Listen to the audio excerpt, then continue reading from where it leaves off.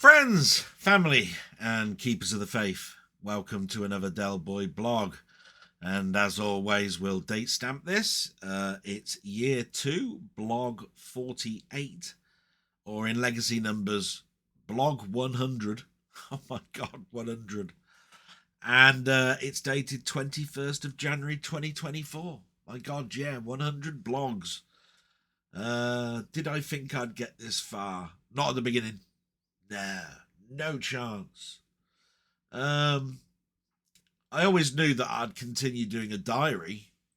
Don't get me wrong. Always thought that I'd keep that up, upload it to YouTube, and it would be there for my nephews and nieces for when I'm gone, which is the purpose of the blog. But it's become also sort of like what's been going on in my mind, a psychological experiment to see the different moods that I could be in based on the challenges that you face throughout the year. It's become a historical thing with the news. It's become a broadcast of things that you might want to watch on YouTube, and the latest films and TV shows that I've watched and my opinions on them. It's become a lot of things. And from that point of view, I'm very happy. So nothing to grumble at there. Yes, I should have done something special, shouldn't I, for today? But I did promise that would be more new content coming, and it is. And this Thursday will be another live broadcast that I do with Denny, which I'm really looking forward to. We've got a guest. It's now confirmed, which I spoke to Denny about, and he was quite happy to have other people come in. We're going to be talking on Thursday around 7:30, so I'll put a little message out on YouTube for a forthcoming event. And we'll be talking about a very, well, important to me and Denny for definite, and I believe for my guest, a Hollywood duo from our pasts, which we have a very fondness for. And yeah, I'm not going to say any more than that. Look out for the future broadcast message. And I hope you all enjoy that and can come along. What's my week been like? It's weather-wise, it's been what you'd expect, I think, of a January. It's been cold. It's been windy.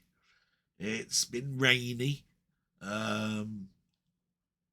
There's been lots of frost on the ground. I've had to be very careful when I've gone for my walk that I haven't gone arse over tit. As we used to say back in the day. I don't know if that's politically correct or not. Bollocks if it's not. And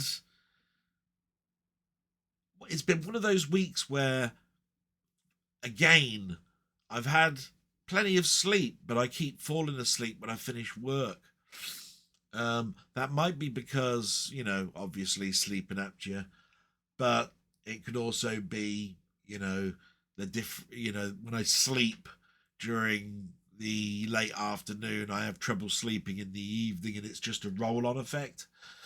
But it could also be, the work has been a little bit more taxing, which in a good way, exercising my brain a little bit more than just being on autopilot.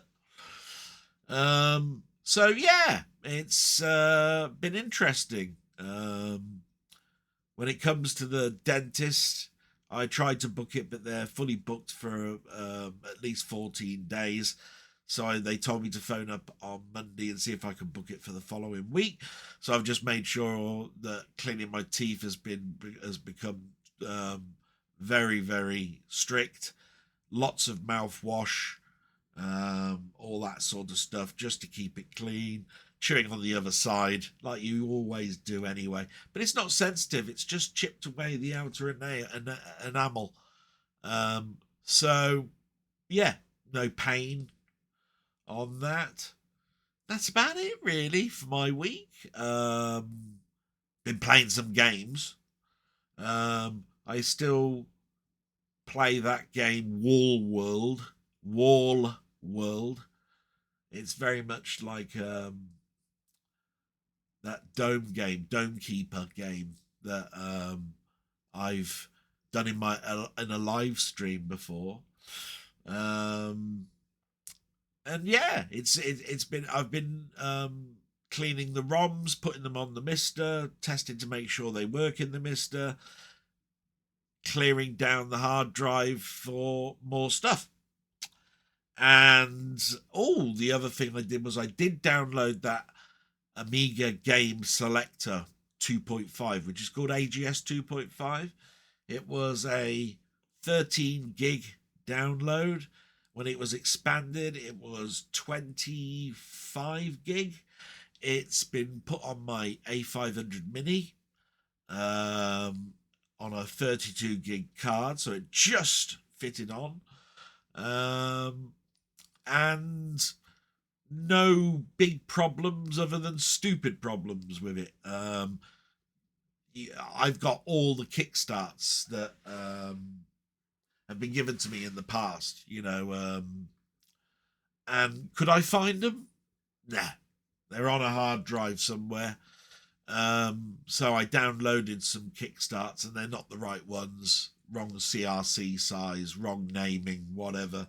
So there's a few little nitbits, but that's to be expected because AGS is not going to give you a protected ROM. So you do need to do some searches. So other than that, which I can fix at any point because all I have to do is take the little memory stick out of my A500, put it back in my machine, copy it across, put it back across. Bang, there you are. It's all sorted because the WHD load will bring in the correct kickstart as long as it's there. So, yeah, I'm not concerned about that. Just a little bit of tweaking to go on that. So, yeah, so what we'll do, we'll start this off like we always do. We'll do the news and then we'll move forward from there. Yeah, what a plan. So let's start off, shall we, with the war like we always do in the war that's going on in Ukraine. The article that interested me this week was Ukraine President Zelensky fears that if Donald Trump returns to the White House in 2025, he could make unilateral concessions to Russia that override Ukraine's interests, and branded the former president's claims he could stop the war in 24 hours as very dangerous. Yes, Trump. Well, we've all talked about Trump. We all have our opinions of Trump. He's been over the news this week because the presidential electoral campaigns have started, because in a year's time there will be the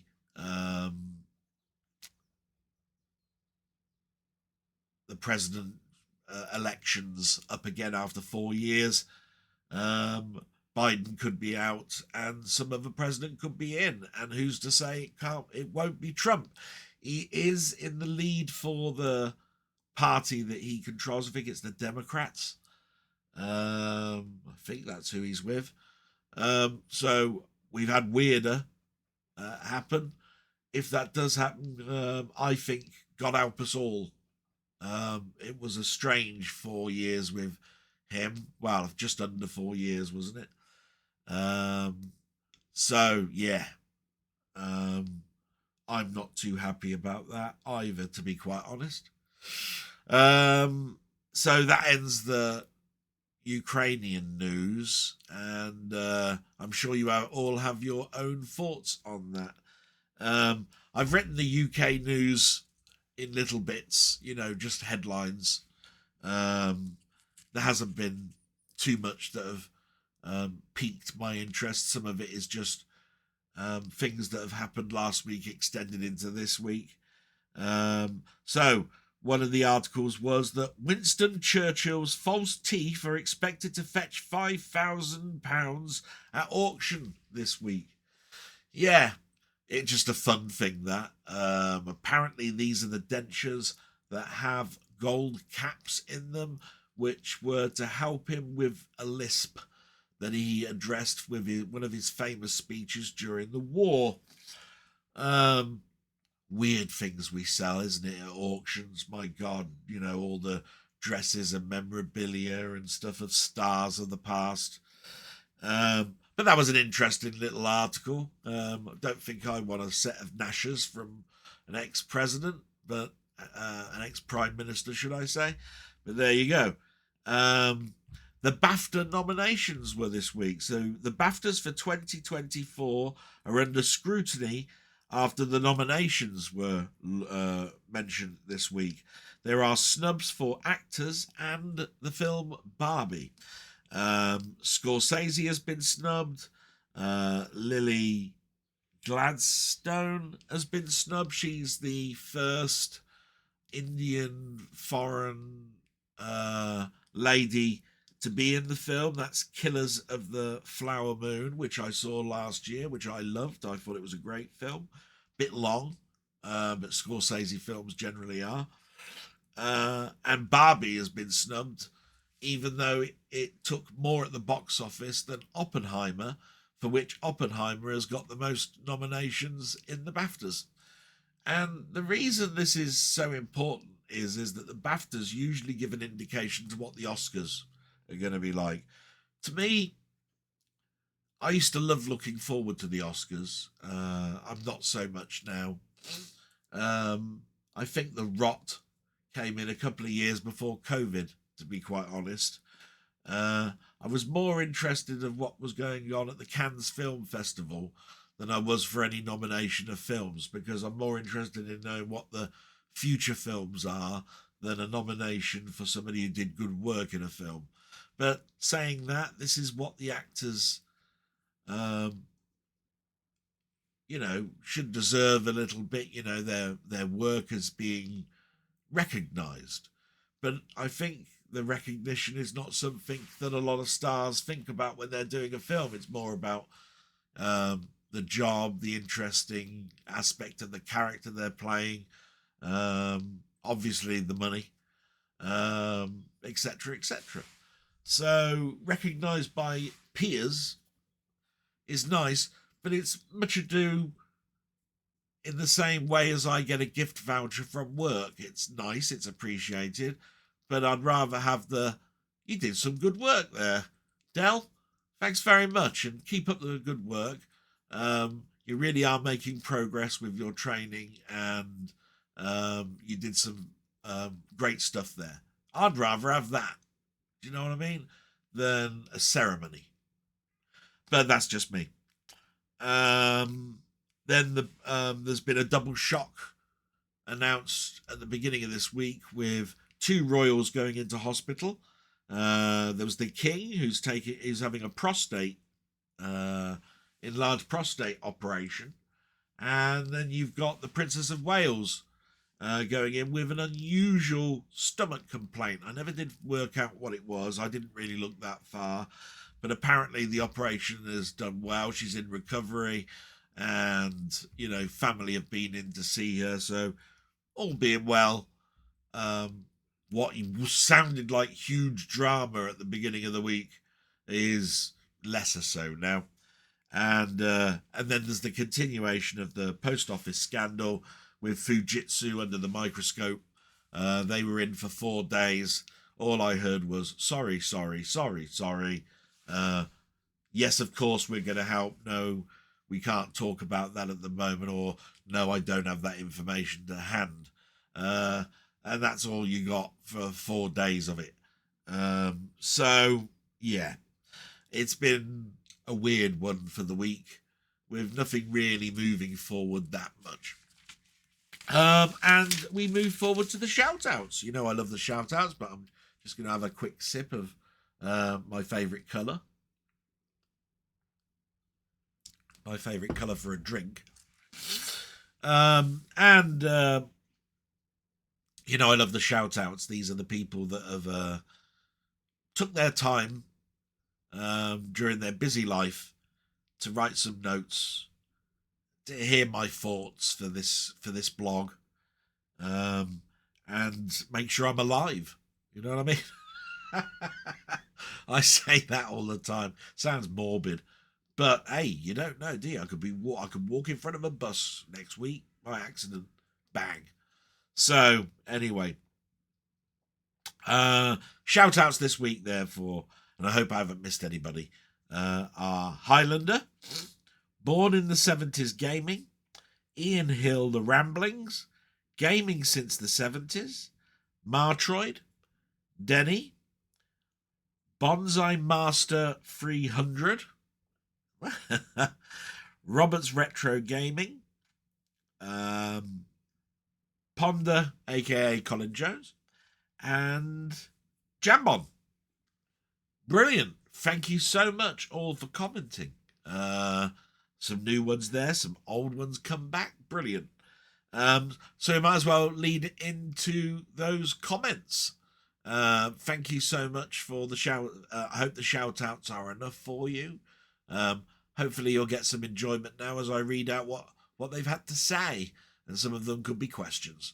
So let's have a look. They're not in any particular order. I'm just bringing it up. Yep, so not in any particular order. The first one that's come up is Jambon. My old mate Jambon. We went to Pinball Fest and have known each other for a couple of years through Discord, meetups, etc. And of course he's got a very busy life.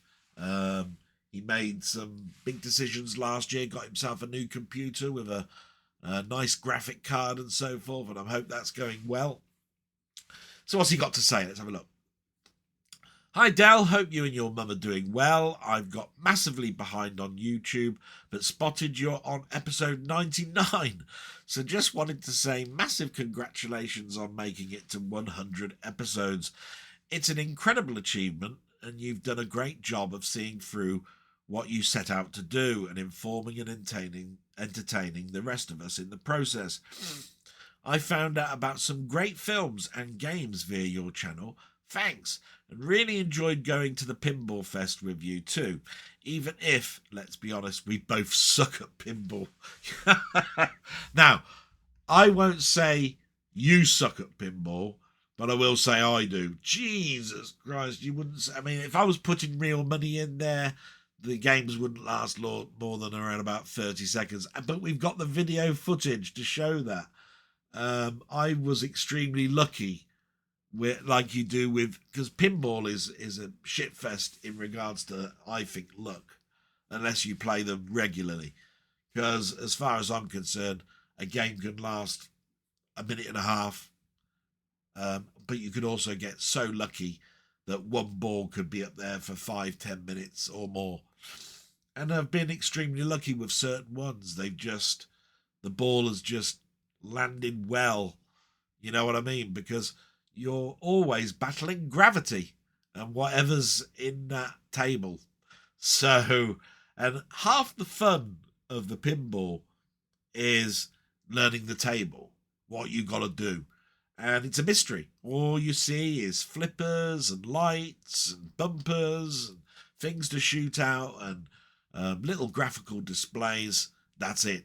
And really, next to nothing in regards to, you got to shoot these 5 down, and that opens this up, and then when this thing opens up, you've got to hit that 2 times, and then that will cause the big end event to come up where the ball will get trapped, and then it will turn into a multi-ball later on, and it goes on and on and on and on and on. A lot of people don't like pinball. Well, if you've given it a try, good for you. You're saying that without going back to it and revisiting it, well, I think you're missing out on something. Why chop off your nose to spite your face, is an old saying. Go back. If it's then still not good, then well, at least I did go back and tried, and I had a re-look at it. It's not like I took my early indications of it and I've carried that through my life. You do that, and I think basically you're doing yourself a disservice. Anyway, he goes on. Really enjoyed this latest vlog. And nice to hear you touch on one of my favourite shows, True Detective. Yes, I did, because I touched upon it because of Vince Vaughn, didn't I? Yeah, totally agree that the second season was guff. But the first was an absolute classic, and the third was pretty good too. Looking forward to watching the fourth season with Jodie Foster. Didn't know she was still going. Yes, and that started on Monday on Sky, and I watched the first episode. It was quite intriguing. Jodie Foster seems to be just like the other True Detectives, you know, a police authority, has problems, living in a town. Seems to be very snowy, so it's quite a dark, dank look to it because there's not a lot of sunlight. And we're learning about the characters that are going to be going on for this particular story. And so far, the first episode has been a nice, enjoyable introduction, if you see what I mean. I'd have liked it if they'd have done the first 2 episodes together, so you get more about what the story's about. But as a first episode goes, it was all right. Yeah, brilliant.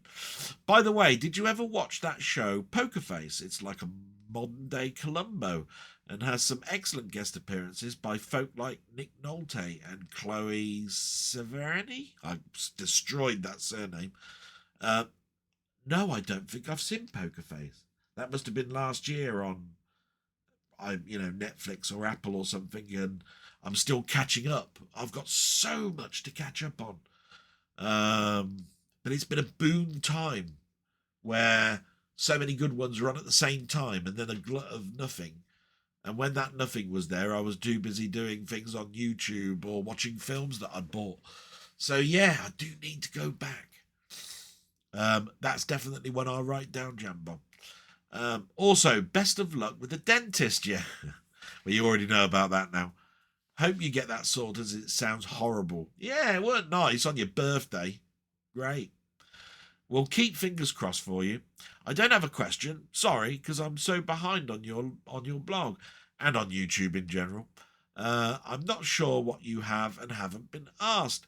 Anyhow, you take care, mate, and all the best. No, absolutely wonderful. Thanks, Jambon. Really nice for you to come back. Nice to know that you're okay. That's the important thing, is when people don't comment, you don't know what's happening in their lives. You wonder to yourself, oh, something untoward's happened. Are they in a bad way? Do I have a means to contact them to make sure that they're okay? And generally, when people need to take a time out, they take themselves away from the things that I can do, like Discords or WhatsApps or whatever it is, because they need to totally concentrate on their life for that moment. And sometimes you think to yourself, am I disturbing them by just even asking? So it's a tricky one. But I'm so glad that I now know that at least at this particular point, all is okay. I hope Christmas was great. I hope the new year was great. What I totally wish is that 2024 will be a bumper year for you. And let me know when Pinfest is. If you're going this year, I'm definitely up for it. Thank you so much, Jambon, and I do my salute to you. And we move on. So just take a little bit of a sip again. And the next one is Ian the Hill Ramblings, my mate Ian. Let's see what he's got to say. Hope you and your mum are doing okay and keeping warm. This year I'm really feeling the cold. I never noticed it much in previous years. Another sign of life now in my 60s. Those aching joints love to let me know that they are there. It's getting nearer to August 2026, when I will be a pensioner and an official old git. Thank you for the shout out too. I don't need anybody to turn around and say to me, you're an old git, because I know I am. I'm a right old git. Right. I hope your dental problems will be sorted out soon. Yeah, fingers crossed, week's time it'll all be sorted. I find the costs worrying. I've not been to a dentist for about 15 years, so I won't now be registered to one. Yeah, just like me, and mine was just a couple of years. If I get any problems, I don't know what I'll do. I can see why some people go for. I can see why some people go for do it yourself home dentistry. Yeah. During COVID, we heard all those stories where the National Health Service dentistry closed down, as did private, by law. And what was going on with COVID at the time, the reopening of them was incredibly slow. I think that's where the rot started. And many people took to pulling their own teeth out because they couldn't take the pain no longer. The hospitals didn't want to know. Yeah. I've got my own opinion of dentistry. It is a sign of things to come. I think in regards to the National Health Service. But it's always been there. I've always, when I was speaking to my mum about my tooth, and I said, "What was it like, Mum, taking me to the dentist?" She said, "It wasn't hard to get you an appointment, but it seemed that even the smallest of things that you needed to do needed to be done privately. It was almost like they could have done it under the National Health, but because I wanted you to have the best." My mum turned around and said, "If you wanted a white filling, it was private. If you wanted a silver filling, you could have that under the National Health. And I wanted you to have the best teeth possible. So, of course, you went in for your checkup under National Health, and you then went private for the work. So, yeah, it looks very much like it's been that for years and years and years.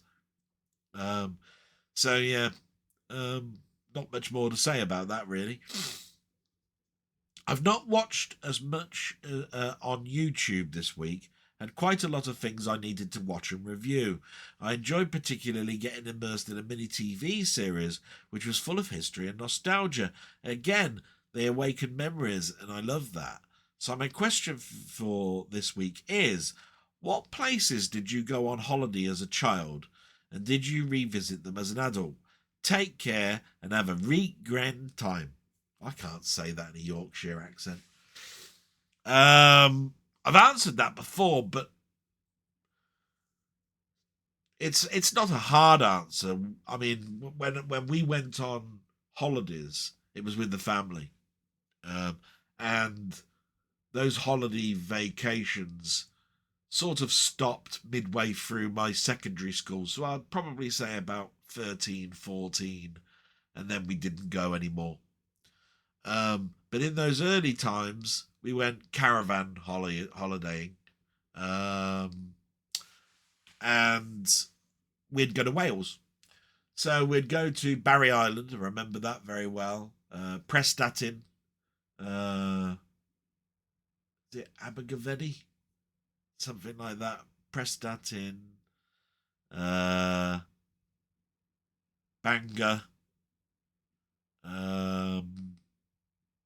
Cardiff. Did I say Prestatyn? Bournemouth. Outside of Wales, went to Bournemouth. And I think we went to Blackpool once. But I don't remember that one too much, but I do remember the arcades. Yeah. So, yeah. And then as an adult, no, other than Bournemouth. I went to Bournemouth because I went with my friend Simon Fernandez to get some Doctor Who stuff. And I remember going down Christchurch Street, which is a great big long road that takes you down to the beach. And Bournemouth is one of the quickest, easiest places to get to if you wanted to just go to the beach from where I am, and I'm in the Midlands. So, you know, when you think about the geography of getting to the edges of England, Bournemouth generally tends to be the easiest one. So, yeah, I should have done more travelling in England, but I've done lots around where I live, and I did quite a bit when I was in Manchester. But things I've missed out are huge sections of Wales, the whole of Scotland, and more of the country around Norwich and more of the country around Cornwall. haven't been those down those far reaches for any length of time other than a business trip or a stay over to go somewhere else. So yeah, need to do something about that. Yeah, I think I'll look into that. Brilliant question. Thank you so much, Ian, and I hope you're having a great time. Keep that heater on. And yeah, become a milder old git. That's all I can say about that. I do my salute, take another drink, because I've just seen who the next one is, and oh my god, chapter and verse, my mate Denny. That needs a drink, and a big slurp at that. Oh, it's the old throat. So, from my old mate Denny, here we go. Chapter and verse. Hiya, mate. It was nice to catch up this week. As you're reading this, I'm on my last day and start my holiday tomorrow. Work just seems to be a dark cloud lately, which is getting darker and darker. We currently have 3 members of the control room team which are currently sick, and we're having to fill in the best we can. Good news is, Monday I'm taking some leave, and I'm looking forward to our next live stream, which I really need to relax amongst great company. Yes, and we've got it all sorted. We had our little chat. That's what I was talking about earlier on, and yes, I'm looking so forward to that. You know, just one of those things where you just can't wait for something to come along, have a nice chat about things, put a big smile on our faces. You know what I mean? I always start of asking about how you are, but we chatted about your dental issues. So bloody expensive these days, to the point it's going to become a service only a number of people can afford. The NHS service is dying out bit by bit till it becomes private only. How long will it be before the NHS hospital goes private and you have to get insured just like the Americans? Yeah, totally agree. I think I just touched upon it just now, Denny, and I don't think there's much more to add, but yeah, the NHS dentistry has been a problem anyway, but I do worry about the NHS, and you know what started off so greatly in the, what was it, just after the war, it was the early in the 50s, has just slowly and slowly eroded, and yet we have something that the world looks upon us as having the best of the best. So yeah, not great. I'm like you, I don't like change for change's sake. At work, when another new manager comes into the position, things always change. It's like a never-ending cycle of pointlessness and never moving forward. Best of luck with the change in your department. Yeah. And it's already started. Like I said, I've had to tax my brain a little bit more, which has been a good thing. But I still notice that other people are getting more of the complex stuff. It's like, I appreciate the treading carefully part, but if I find I'm behind in 6 months' time, I will kick off.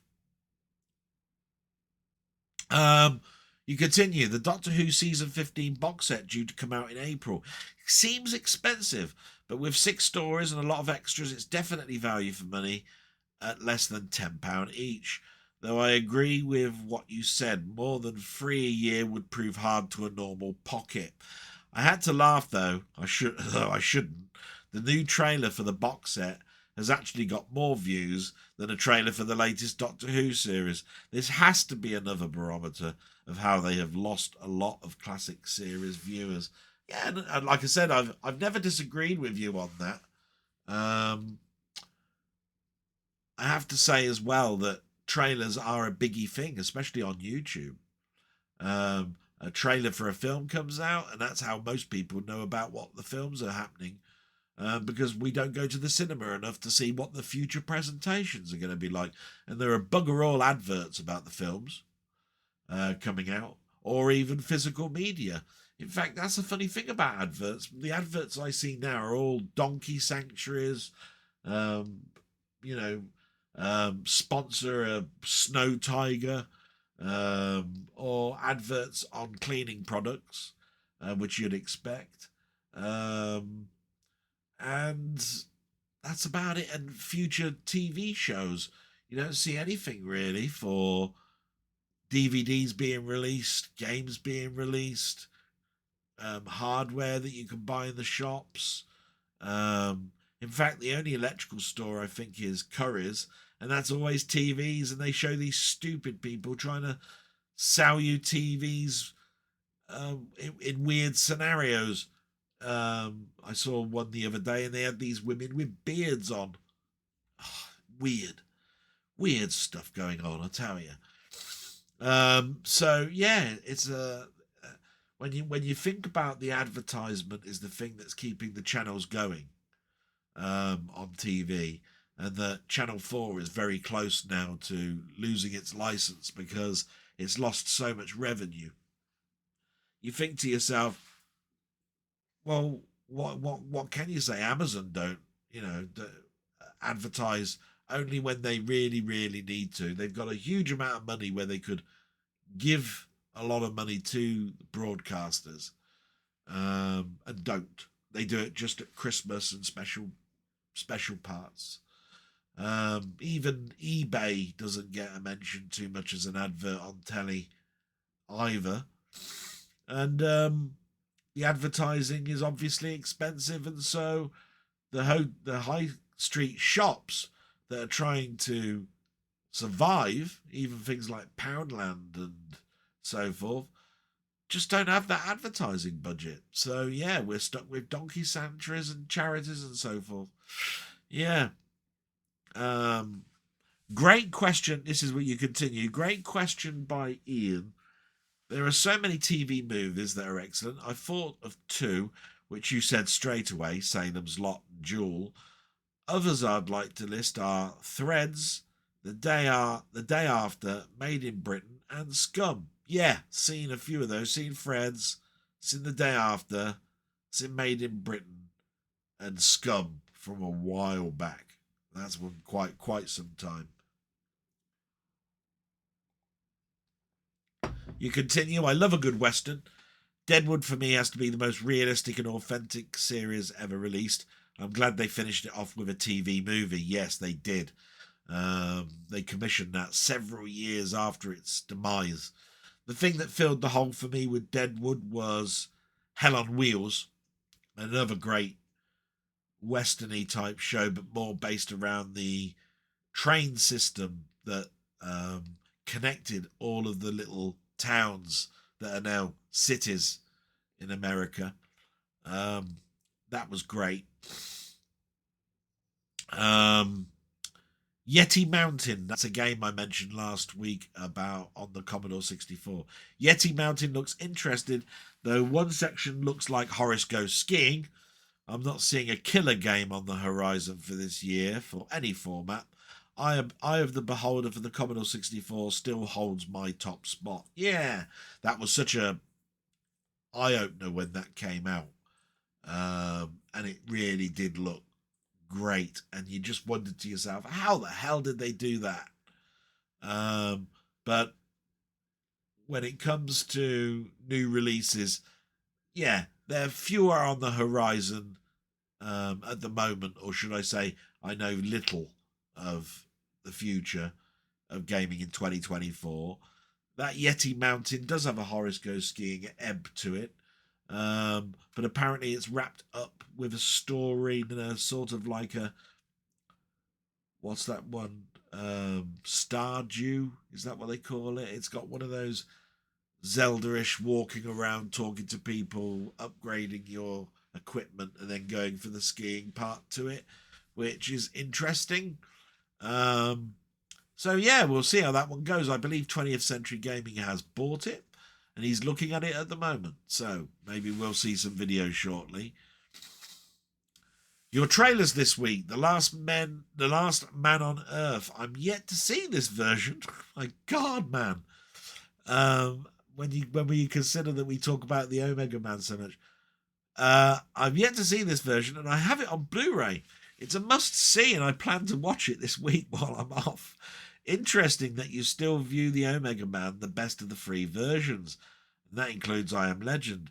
I heard that I Am Legend is getting a sequel from the alternate version of the film. Seems it's stalled through many times. Yeah. We all know that now that I Am Legend had 2 endings. A happy one and a dark one. And I've watched it all, both, and I think what swings it for me with the Omega Man is it's the one I saw, the first one I saw, and that made me read the book, and then made me look and know that there was an earlier version. You know what I mean?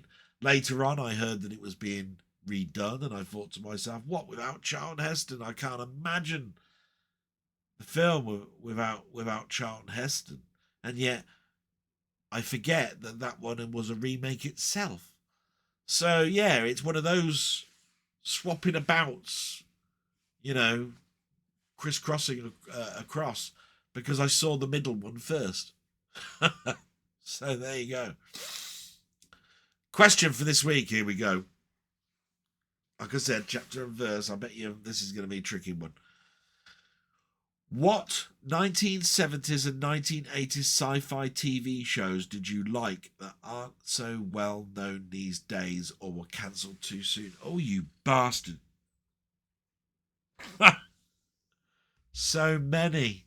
But is my brain going to take it? Oh. Some of the stuff that's in the 80s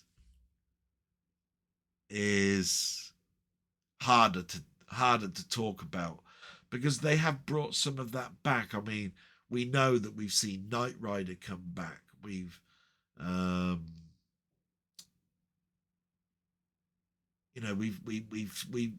seen Battlestar Galactica, which is sort of 80s because it's the late 70s, broke into the 80s. So we've seen some stuff come back, and we even saw in the 2000s the Bionic Woman, and we've seen the Invisible Man. So some stuff has come back and failed. For whatever reason, money, because of policy, like Netflix have a policy to not have things last for too many seasons. They want to do it initially and then pass it on to others. So let's see what comes to mind. More come to mind, I think, for the 90s. And that's not one that you've mentioned, but it's easier to talk about because there's shows like Sliders. Now, Sliders came out in the 90s around about the same as Quantum Leap. And that ended after 5 seasons, which I think it was 4 or 5 seasons, which you'd probably say was a good run. But it could have gone on better. And they ran out of patience with it, I think, a little bit, and how much money it was coming across. Then you've got Farscape. Now, Farscape had a complex period of time where it came out. It was always under the radar for being cancelled. They did 2 movies to end it all, and that was the end of it. And you can still buy that now on Blu-ray as a complete set. But I do think it could have done more, and it could even be revived if you wanted it to. Sequest DSV never got the best of shouts. Yes, it's a bit difficult because we're talking about exploration under the sea. And I suppose you could run out of stories quite easily. So, but I still think that was something that started off with a huge media explosion, especially in the States, and then died with a whimper at the end of its last season. And I always like to think back to Babylon 5. And the reason for that is probably because I was so enamored with the fact that my home computer, the Amiga, was used to help make that show's special effects. And I think to myself, it did last a number of seasons, and there were some great stories amongst there. But I weep its loss is probably the best way to do it, and go, wouldn't that be a nice fun thing to bring back? So that's 90s. 80s, as I said, is difficult because we've done so many of those shows again in the 2000s. But the 70s had a number of experimental shows that didn't last past one season. Things that I miss, like Planet of the Apes, lasted 13 episodes, cancelled. Logan's Run lasted 13 episodes, cancelled. Sapphire and Steel, the biggest problem of that going was it was always considered a highbrow science fiction weird show that ultimately just died at the end of its fifth story, and it ended on such an ending that I wanted to see a sixth. But I wouldn't be thinking about it so fondly now if it had, possibly. But that would be great to see that continue or reimagined. The Man from Atlantis, much like SeaQuest DSV, was a mini TV movie turned into a series that then just died a death after 13, 14 episodes. It got Patrick Duffy noticed. He then turned into a Ewing for Dallas and had a fantastic career. He talks fondly about his time on Man from Atlantis. Always a lack of money, always special effects that only a studio could afford, which were pretty lackluster light effects, type things. So it was trapped in its budget. So that would be good. And then we got some British shows like Time Slip. That comes to mind. UFO. Jerry Anderson's UFO. I don't think that... Space 1999 had the privilege of having 2 seasons. UFO did not. And that was my homage and my joy of having Captain Scarlet continue, because I always looked at it as the live action natural progression to Captain Scarlet. The Mysterons could be these UFOs. Do you see what I mean? They weren't, but they could have been. In my head, it worked like that. So it's one of the only Jerry Anderson shows that I go, yeah, I'd like that back. Because Space 1999 had 2 seasons at least. And the puppet shows, they did lots of... for the majority of them, they did lots and lots of episodes. They were like 26 or 33 episode seasons, where most people who have a season, they last 22 episodes. Or nowadays, it's 10 or 13, isn't it? 10 or 13 episodes to a season. So, yeah, those are the 70s ones. Like I say, the 80s is much harder, But I wouldn't mind seeing the $6 Million Man come back. It was based on a book called Cyborg. So you could do that. But the Bionic Woman failed drastically. So thank you so much for that question, matey. I hope that answers and brings back some nostalgia with some of the episodes series that I mentioned. Wish I could think of some more. Doom Watch? That could be one. Yeah. Anyway, let's move on. Thank you and my salute to you, Denny. The next one is Born in the 70s Gaming. So he says, and thank you very much for commenting, by the way, Born in the 70s Gaming. I know you've commented before, but it's been a while. So, yes, you've put a big when Harry met Sally. Yes, Scorsese is the only person outside of my immediate family I would shed tears for once he departs this current cesspit. I spend countless hours trying to find something decent to watch these days, and inevitably end up shoving King of Comedy or Casino into my PS5. Mean Streets is amazing, and I actually watched it again after spotting your thumbnail on Tuesday, so thanks for the unintended subliminal nudge. The addition you have there is gorgeous. I was wondering, do you think kids in the playground these days debate whether the PSVR 2 or the Quest 3 is better? C64/48K style? Question mark. A lot of that bouncing around on Reddit currently, and that's just from the adults. Yeah, and I think we're big kids.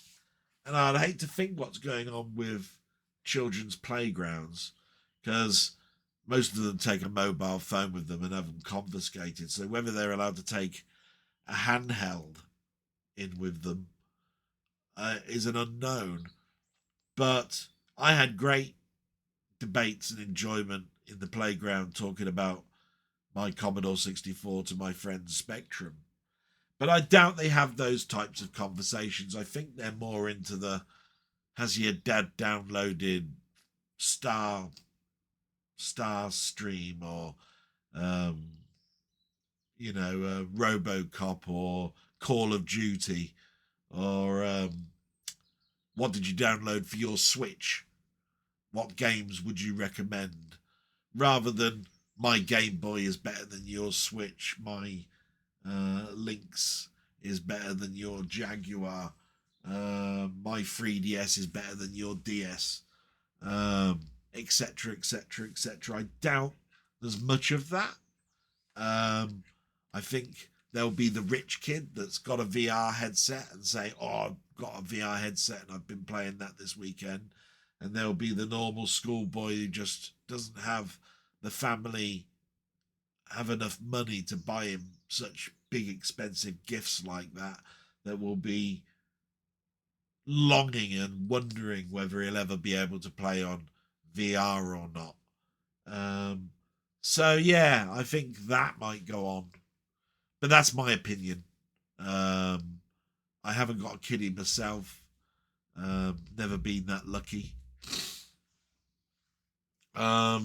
So I've missed out on that little kiddie that might come up and say, Dad, to me. So, one of those things. So don't want to end on a downer there. I'm not dead, and I could still freeze my seed, or find someone that's young enough that would still want kids and want to go out with an old duffer like me. You never know, do you? Hey, you live and learn. Bloody hell.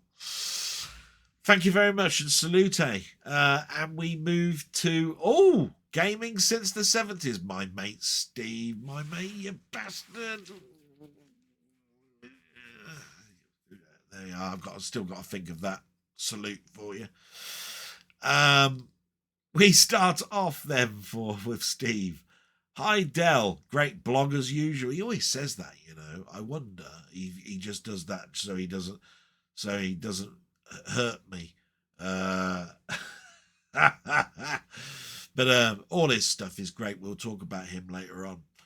I'm so sorry to hear about your tooth issue with the dentist. We went through this just before Christmas. The wife was in intense pain, and no dentist around here are taking NHS patients. And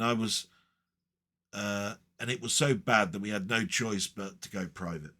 We found several in our area, and the prices quoted were £480 to £1,200 plus. But we had to go with one of the higher prices purely because they had the option to pay in 3 parts, not all in one. So we had to do that. Unfortunately, we've had to sell a ton of stuff to raise the money. And what can you do? No choice. The blame for this lies solely in Westminster.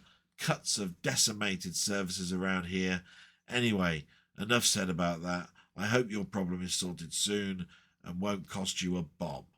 Now a question for you. And we'll just pause there and say, I'm so sorry to hear that. And I did know that you were selling your stuff, and I did know that it was to do with dentistry. But I didn't know those prices. My God. And it does seem like they're doing the same sort of thing with payday loans. Do you know what I mean? You go to them because you just need that injection before and pay it back before the end of the month. And some of these ones just don't offer the finance these days. Free payments? My God, what were they, monthly? That's atrocious. What do you think about it? £1,200 split into 3 parts. And you got to pay it in 3 months. Now, over 12 months, you know, even that would be hard. Interest free as well, you'd hope, but not. And yeah, it's no wonder that people apply now for credit cards with high percentage interests, because they're not in a good financial position. And so have to go for the more expensive cards. And they offer certain joys in regards to interest free for a number of months. Some you'll get a good one, 2 years. Other ones, no chance. So yeah, I feel for you here, matey. So you're saying, now a question for you. Did you ever pick up a saying from a TV show in your childhood and still use it today? Oh, no. Catchphrases and things. Please tell me it's not just me who's this daft.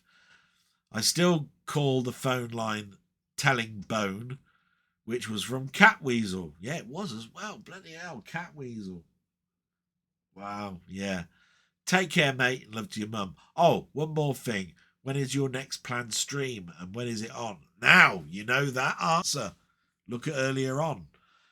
But your question, catchphrases. Oh, I've heard so many. I don't really use them, I mean, we've had the king of catchphrases, Bruce Forsyth with, I don't know, good game. Yet nothing for a pair, not in this game. So many. You got the 2 runners, and that's goodbye from me, and it's good night from him. Good night, which I destroyed in one stream. But you've got bullseye. You get nothing for 2 in a bed, isn't it? Stay out of the black, and in the red, you get nothing for 2 in a bed. Game shows had millions of them, didn't they? Come on down. The Price is Right. All of that sort of stuff. But I suppose I'm an Only Fools and Horses fan, so lovely jubbly I use. You'll notice that at the end of my blogs, I do salute. And that's from Pompeii, Frankie Howard. Salute. And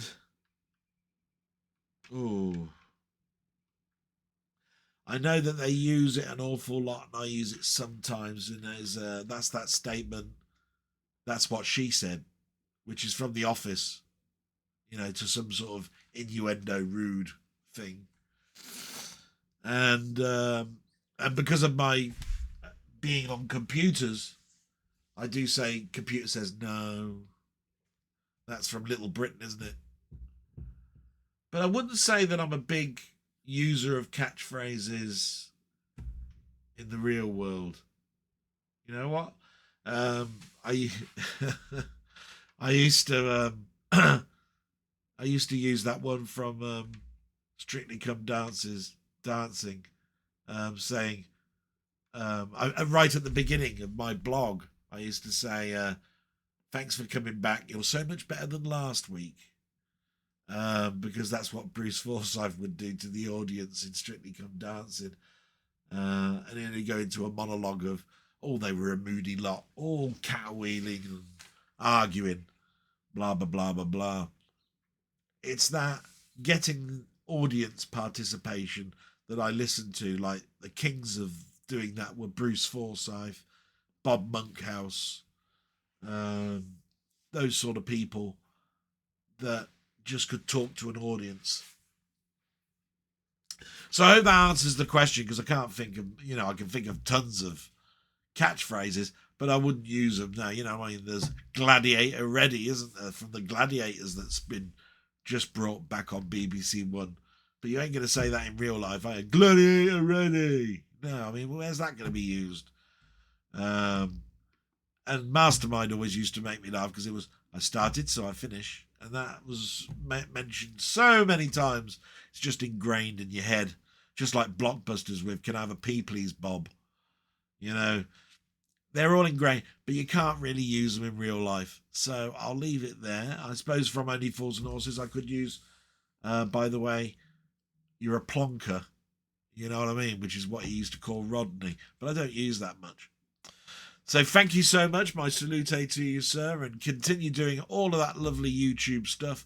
You make me smile every week. We move to Colin. Colin, our friend Ponder.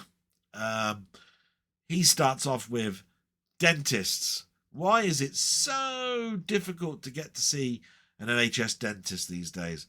I want to get my teeth sorted out, but absolutely no chance. No pain, but my mouth is a mess. And off NHS, it's going to cost thousands. I still think those who knowingly cover up the post office discrepancies and let the accused take the rap, even though they were innocent, need to be charged with perjury and face those consequences. And it's a weird one, that one, because I felt the same. But then at the end of one of the dramatisations, one of the people that went to prison turned around and said, no, don't send these people to prison. Hit them where it hurts, in the pocket. That's where you can get these people. That's where you can get justice for me from. Hit them in the pocket. And I suppose that's one way of looking at it. And that comes from a person who this affected and went to prison for. So I have to take that into consideration. Nice amount of storage you have there. Yeah, we started talking about the hard drives that I've got in my machine last week. So, question or topic for the next blog. Here we go. Many people who have gone full-time on YouTube are now finding it difficult due to YouTube looking for ways to reduce monetization, and are now looking for other ways to keep this going as a career, e.g. Patreon or other physical ventures. What's your take on this? Yes.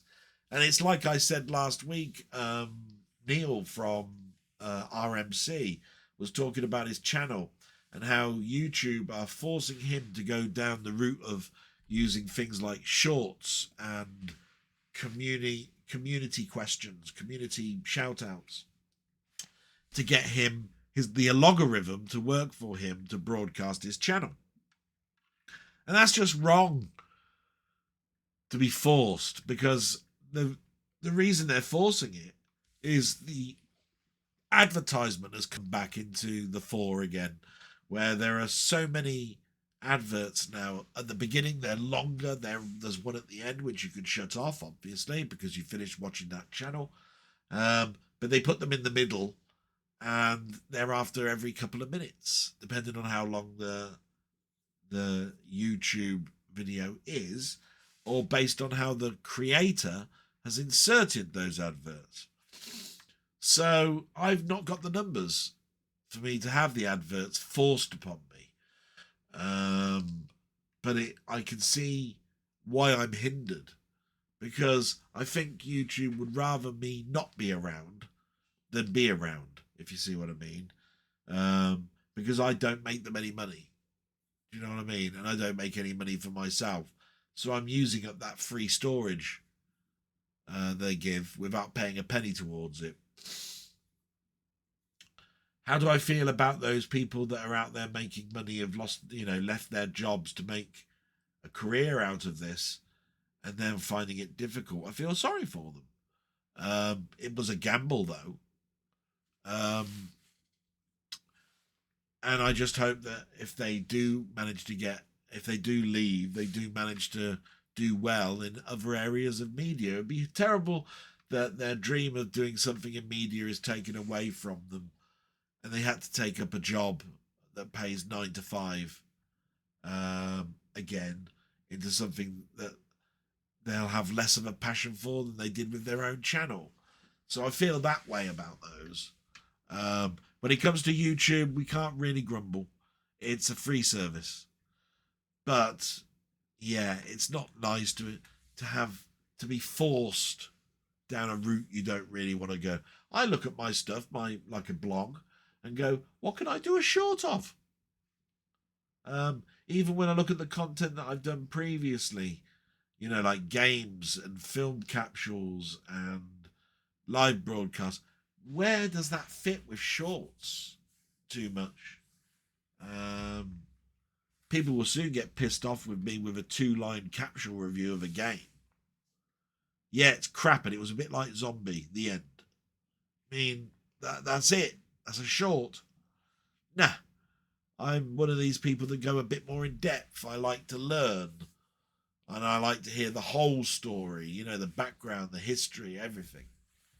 So yeah, it does take things away. Takes it away as a training platform as well. Really. Thank you so much, Colin, and I look forward to your blogs later this year and all of your videos in regards to high score kerfuffles, discovering new games, playing them, and of course all of your answers to people's queries in Discord. And we move now to Robert's Retro Gaming. Again, another swallow. We know Robert, he's become a gaming phenomenon. Started his YouTube channel at the same time as Steve, and just after me doing my blog, and there he is with nearly 1,000 viewers. Brilliant. So we've got really royalty here. So with that, royalty Robert, we'll call him now. See, he says, sorry about the tooth and dental insurance issues, my friend. Here's a suggestion, and I'm not even kidding. You could take a very fine file, maybe like a fine grit emery nail file, and try to make the rough point down a bit yourself. That's essentially what the dentist will be doing, unless the tooth has a deeper damage than a simple chip. Might be worth a try. And I'll try and explain that. It's actually chipped the corner of the molar off and taken a sliver of enamel down to the root line. And the bit that's rasping against my cheek is those edges that go around the molar where that sliver is. Not the chip itself, not any filing that needs to be done, but I dare say that's what he would do. He'll do a crown and a filling probably up from the gum line to the top of the crown. That's why I'm thinking it's going to be bloody expensive, when actually you could probably just do a filling and smooth off the around the edge to give the top of the molar again. So there's two ways of looking at it. So it doesn't really require a file, and I've noticed that when I've been cleaning it, it's smoothed it away. It keeps getting smoother and smoother every day, and of course the mouthwash is helping really well, and it keeps things, bacteria and dirt, out of the going into that slit, you know, into the dentine area of the tooth. So yeah, but thank you very much, and a great idea. I did get through the rest of last week's blog, but was mostly listening on the go and wasn't in a position to comment any further. No, that's fine, matey. It's just nice to know that you're there, you're listening. Love the comment. I always love a comment. Just means that I know that you're watching. But I always go away from my blog thinking, even though people don't leave a comment, the views indicate to me that people are at least looking and watching. And they might have an opinion and want to leave something, or they might just go, no, that was just interesting. And they do a thumbs up like. But that's the thing. I don't get too many likes. And the comments are the only way that I know. So sometimes I think to myself, I'm not doing well. But then I think to myself, you wouldn't have got 120 or 130 views if it was shit. Because when you look at the analytics, you'll see that people didn't just watch for 30 seconds. They watched for quite a few minutes. And for some people all the way through in one sitting, you know, so hours. So the watch time is something that I look at from an analytical point of view. There was some interesting discussion this week on the topics raised by the comments, which was a good listen. I do like that. That's what I do like about this section is that when people ask me a question, I answer it as best as possible. But they're also the thoughts of you guys. And that's what I like to give out a shout out. And not only does it advertise your own stream, which I hope it does, but it also gives a person that doesn't know you what your mindset was for watching something that I'd done, so that's great. Thanks for the video summary. It's flattering that you keep track like you do. That Exorcist trailer was beyond scary enough for me, I'm afraid. I've never seen Mean Streets. It looks like it's probably worth watching. Probably. Oh my God. Yeah. Watch it. Gladiator might be worth a rewatch. Yeah. Definitely. Can a zombie woman's hunger for love repopulate the earth? If you tell me that's one worth watching, I might seek it out. Ooh, can a zombie woman's hunger for love repopulate the earth? I'll look into that one.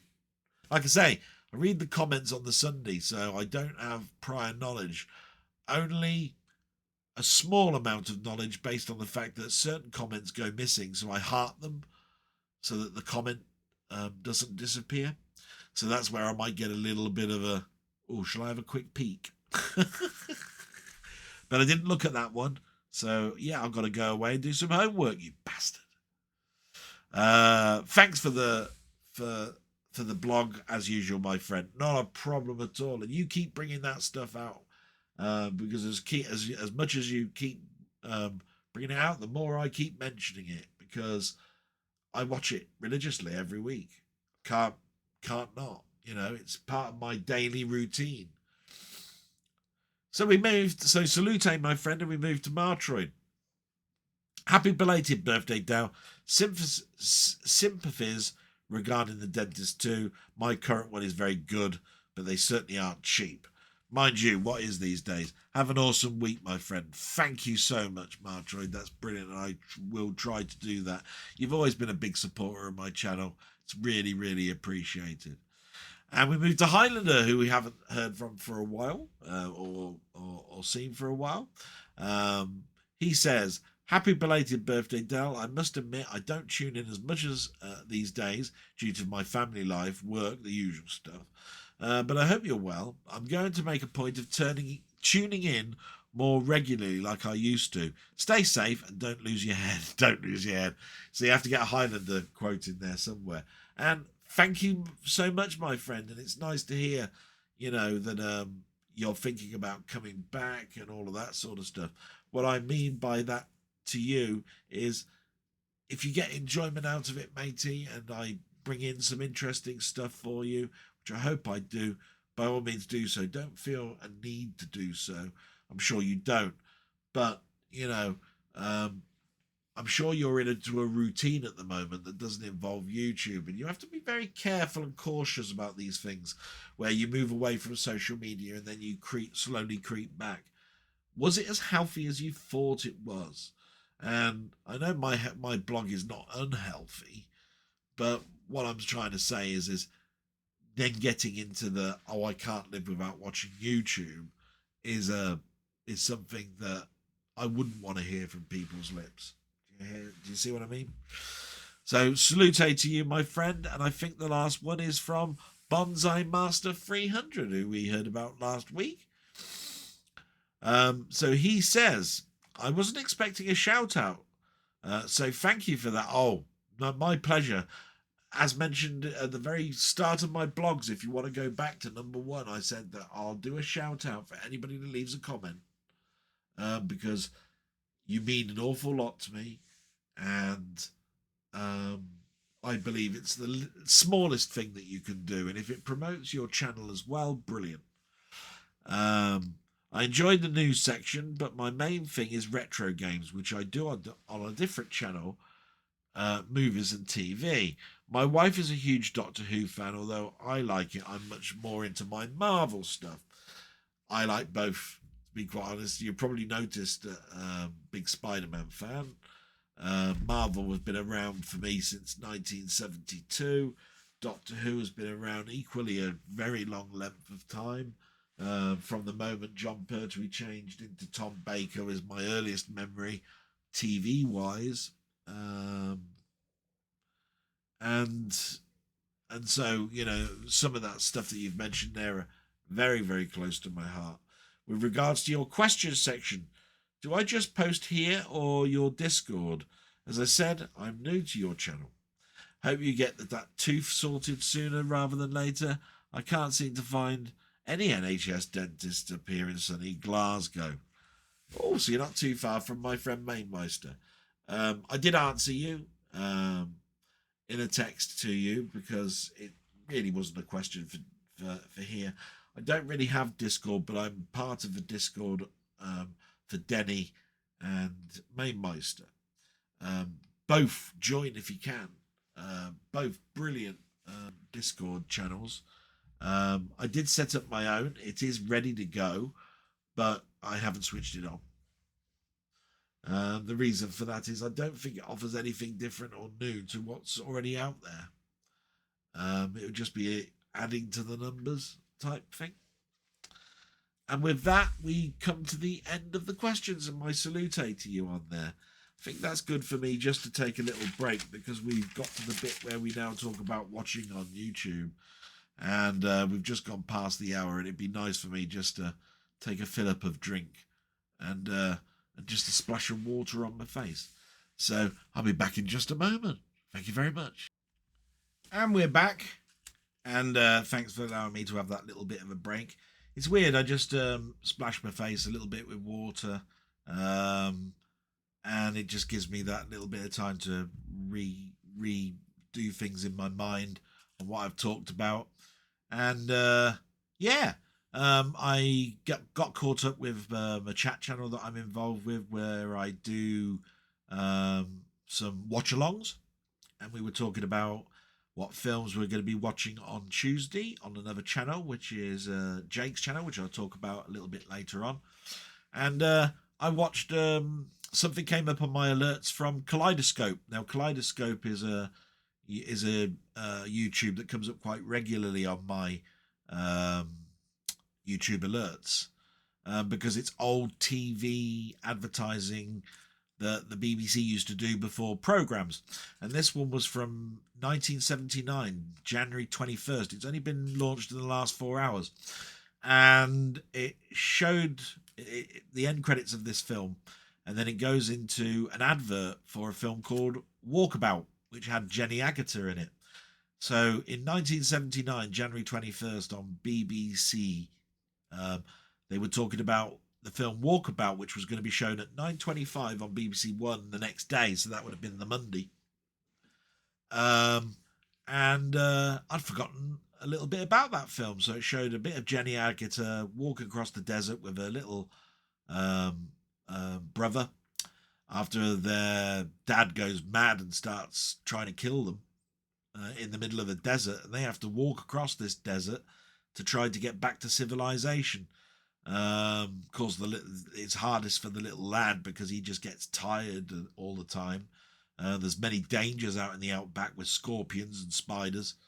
And of course, food and water suddenly becomes a problem. And they discover an Aborigine boy who sort of like gives them food and discovers how to get water from the desert.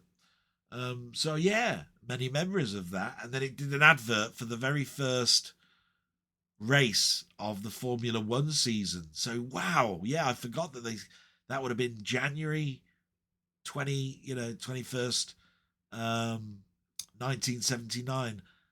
They started that early, and it was in Argentina. So yeah, great little memories. It was a very short 3-minute segment that you'd see, and then it went straight into the program that was on that night, which was That's Life. Anybody remembers That's Life? It was Esther Ranson, who's I think she's still alive, but she's got a health problem at the moment, which has shortened her life, I think, if I remember rightly. I don't think we've lost her yet.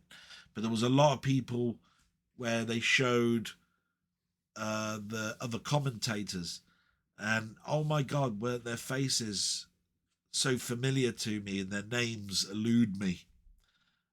So that's life. Another TV show that from my childhood that I'd watch on a Sunday and then go to bed. Yeah, won't see those sort of like days again. So right, we get on. I'm waffling. We're going to watched on YouTube, and as you know, there's two ones here that I religiously watch. These are This Week in Retro and Techmoan. So This Week in Retro had a couple of stories that they deliberated on. One of them was classic Sega arcade games have now been ranked. Do you agree with them, yes or no? I didn't. Never have done with ranking system. What they consider number one is not my number one, and so forth. But that was interesting. They mentioned about the Atari 400 Mini being released in, I think, end of March. Good thing or bad thing, deliberate. Yeah, I can. I mean, obviously I could deliberate on that, but I think I deliberated it on Mainmeister's live stream in a waffle a couple of weeks ago, because it's not new news that they're a bit behind. I think personally it's the wrong model. I think it should be the Atari 800, and will do, and I'll say that all the time, because if it sells well, and it probably won't in this country, but it will sell millions in the States, which is only going to be a good thing. They usually do a larger version of it, and I don't think a large version of the membrane keyboard version of the Atari is a good choice. The proper keyboard version of the Atari 800, which is the same mold, would be better. I certainly would think twice about buying the large version of the Atari 400. But again, this comes down to nostalgia, what you've owned. I've had an Atari 800, but not had an Atari 400. The 400 to me initially came out with less RAM, a membrane keyboard, but you couldn't doubt its pedigree. It had the same chips as the Atari 800. It just had less RAM and a keyboard akin to a ZX81. So, you know, if you've ever had that toy Big Track, that truck that you programmed, it's that keyboard. It's atrocious, really, to be quite honest. And for that price, well, oof. But Atari 400 Mini, I wish it well, wish it luck. And the Atari definitely needs a bit of love. So that was great. And the last one was a guy that's put a PlayStation out of its casing and put it into a SNES case, which is interesting, because anybody that knows history like I do will tell you that Nintendo were going to partner with Sony to bring out another console, but they fell out and basically went their separate ways. So putting this PlayStation inside a SNES case sort of like gives you an idea of what it would be like. But of course there was a prototype, and apparently it's worth thousands of pounds. Not that there's anything for it. So yeah, interesting. And then of course Techmoan did a revisit, so he went back to his well of broadcasts that he's done before, and he revisited post office compact cassettes with a portable back projector. So he'd got hold of this portable back projector, which was different to the first time around of showing these cassettes that were used in the post office. Those cassettes were used in a sort of like a back projected sort of like TV type thing, which basically was just slideshow adverts with a voiceover. For some of the things that you could buy in the post office, like stamps and saving books and all that sort of stuff, insurance. But it was interesting because this portable player, apparently, it mostly sold in America, and every time he tried to import one into this country, it got banned and exported back. But he managed to get one from Germany. So apparently this guy from Germany had got an American one imported with no problems. And that meant that he could import it from Germany into this country because there was no problems with the customs. Anyway, this player was great. It had many features that the main player didn't have, and it was just interesting. And then he bought some more cassettes and showed those off, and then explained how he was going to record the footage off of them to keep them for prosperity. So basically how he was going to capture the video footage and how he was going to capture the audio footage, which would require an awful lot of other technology, you know, like audio splitters and all sorts of stuff. So that's definitely worth a watch. So what else did I watch? This is beyond those two. I watched Movie Collector do a review of the film The Creator on 4K. And he also did a tour of the HMV shop in Bristol. That was very interesting. I've got The Creator. I'll talk about that later. The HMV shop, definitely bigger than my one. Bloody hell. So that was nice. Then we moved to Spacious Arcade. And there were two distinct videos here that I put mostly clips of in the Discord channel, because there were two things that took my fancy. One of them was a Spider-Man pinball in VR using the VPX front end. And it was a brilliant. It looked so amazing that I'm looking at possibly doing that on my old VR headset, because you have to side load it.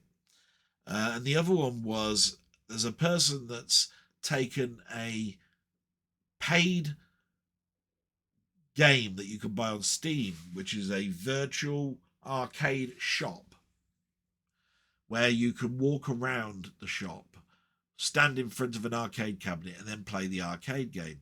This guy's taken that, made it more realistic by changing all of the graphics for VR, and then making it so you can play the arcade games in VR, in the VR environment. And he's done 5 levels to this arcade. You know, there's floor 1, floor 2, floor 3, floor 4, floor 5. And you put the ROMs in, and they all scale. So remember, you could look at it from a slightly different angle, you know, because in VR you're never going to be right in front of it all the time, or get it accurately enough to be in the front. So it has to scale as you move in and out for you to play the game. Brilliant amount of work that's gone into that, and it's free. This guy talks about how you install it, how you make it playable, and of course he's done a separate one where you just enjoy what it looks like. So that's brilliant. Then we get to LGR. Now I watch LGR quite an awful lot, but of course he does do weeks where it's unboxings and other stuff which I don't really have a nostalgic bent for. But this time it was about weird old computer mice, and these go back years. And he found one where it was from Sony, from Sony, where the mouse incorporated a memory stick player. So you opened the back up, stuck your memory stick in. Because the mouse is connected by USB, it acted as a memory card reader. Brilliant. What a fantastic idea. Then you don't have to keep finding USB slots to put these things in and format and so forth. Great. So that was interesting to watch. Then there was Just Jamie, who I've watched just recently because I got that AGS 2.5 for my Amiga 500 Mini, which I talked about earlier.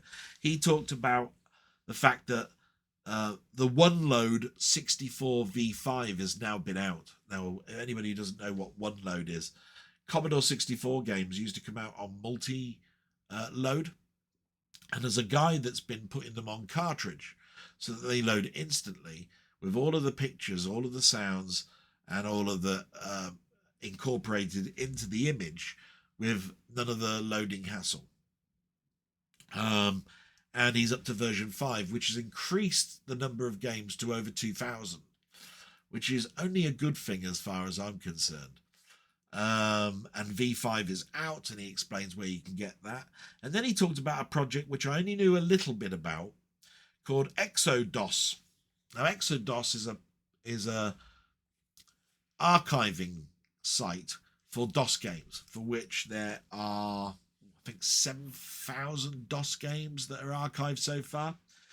ExoDOS 6, therefore, is a front end for you to download all of the DOS games, which is 700 gig, but when expanded is 1.2 terabytes in size, where just like Launchbox, which is a front end for emulation, it loads the DOS games up for you, and these include early CD titles like Seventh Guest and so forth.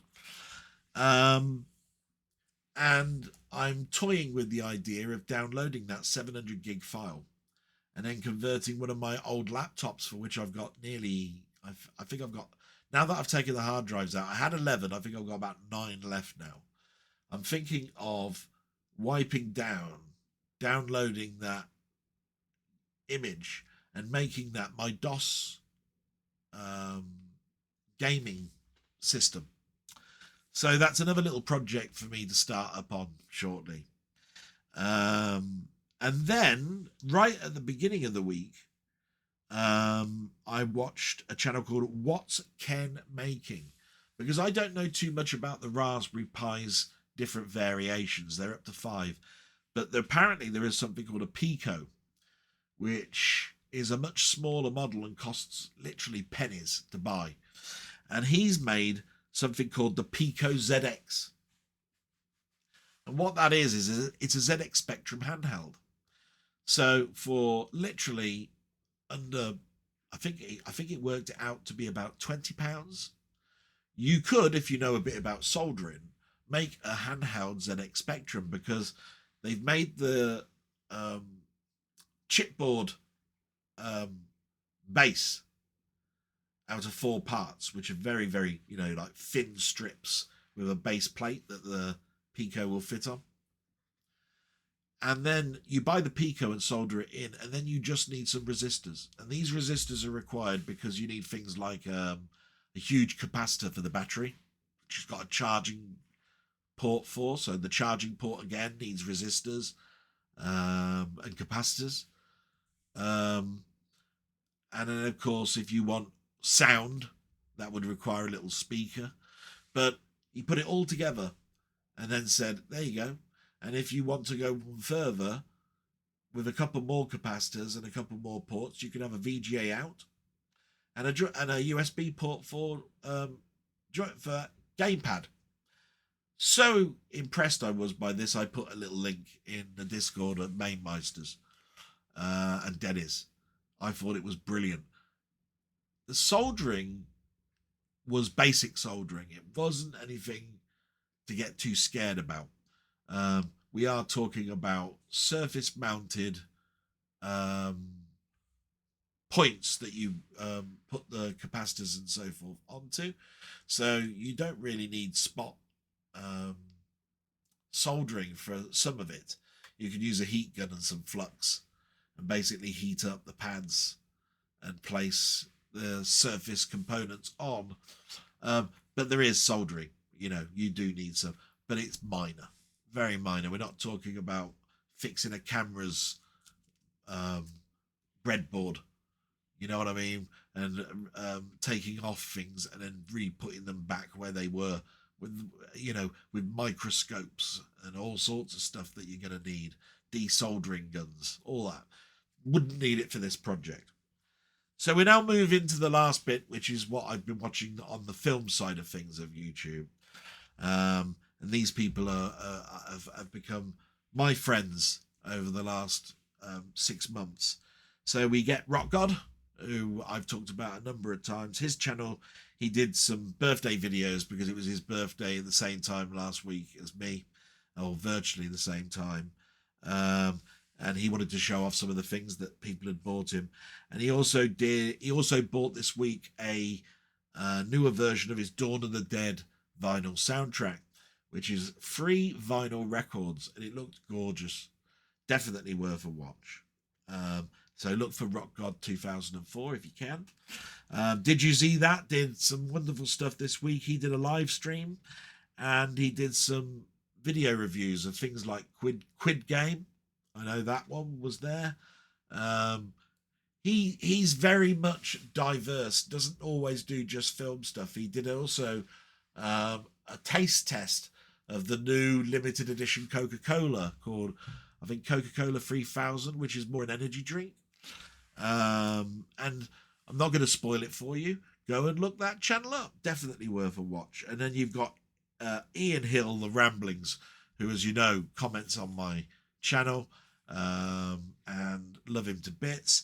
He's done a couple of sort of like video reviews, but he's also done the 10 films he likes of Sharon Stone, 5 singles by Blondie, and the rest is various TV and film reviews. So it's a bumper amount.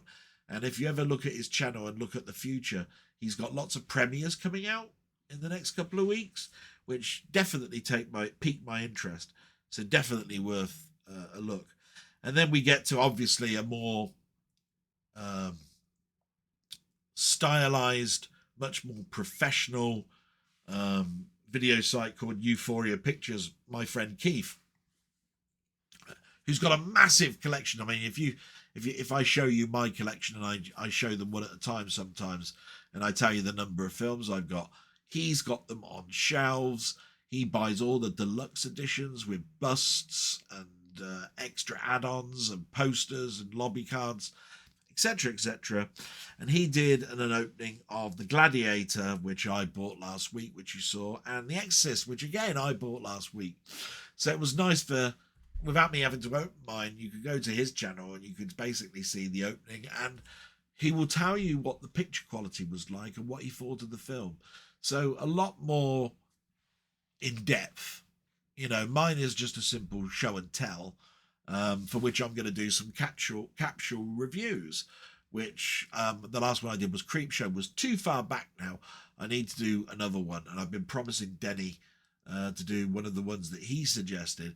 Trouble is, I've got to find that particular film amongst that lot over there, or in the many boxes that I've got out in the garage and in my old bedroom upstairs. So not necessarily can I easily do the one that Denny wants, but I'll get there and I'll do that.